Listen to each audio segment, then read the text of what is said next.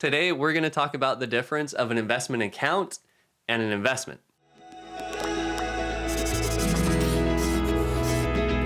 I think this is important to cover because I've talked to too many people who have opened up an investment account and thought their money was invested, when in reality, it's been sitting in cash, and they look at it years down the road and wonder why it has not grown at all. I want to help you avoid that mistake. So to start off, let's hit a simple car analogy. There are many different types of models of cars, right? The outside of a car can have many appearances, but what actually makes the car move is the engine. So in investing, there are many different types of investment accounts, but what actually makes your money grow is the underlying investment. Now, you've probably heard of different types of accounts. 401ks, really common retirement plan provided by your employer. Individual retirement accounts, commonly referred to as IRAs. There's an after-tax individual retirement account called a Roth IRA, right? And you've probably even had somebody in the universe pitch you investments inside of an insurance product, like an annuity. But opening up that account, that wrapper of the investment, is not investing your money in and of itself. Now, 401ks are a little bit different because they tend to have a qualified default investment alternative. If you don't select anything, typically you're defaulted into a target date fund, which is investing your money. So it's not sitting in cash, it's investing your money into stocks and bonds as if you're going to retire close to your 65th birthday. The mistake, though, that I'm talking about generally happens in IRAs. People hear that they need to save for retirement and they want to open up an account. They typically go to Fidelity, Schwab, Vanguard, they open up an account, they move money in, and then they think they're done. That's right.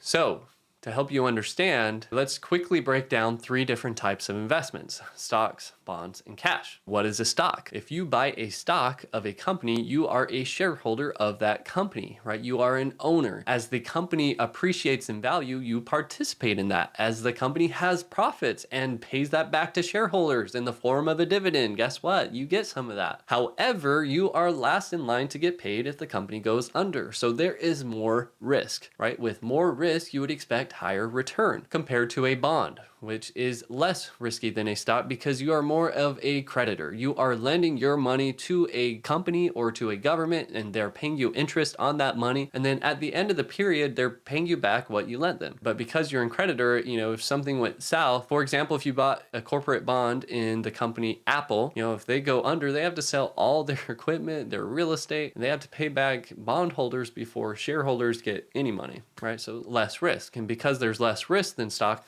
less reward. However, there's still more risk than just holding cash. So if we look at all three, stocks have a higher expected return than bonds because they're more risky than bonds, and bonds have a higher expected return than cash because they're more risky than holding cash. Now, if you held on to cash, you may not see your balance go down, right? So if you put $1 under the mattress today, in 30 years, it will still be worth $1. However, you're losing purchasing power to inflation. Over time, things cost more money than they did in the past. So you have to take on some risk to expect returns higher than inflation, which is why you would invest in the first place. I hope this video helps you understand the difference of an investment account like a 401k, a Roth IRA, an IRA, an insurance product, and an actual investment like a stock, bond, or cash.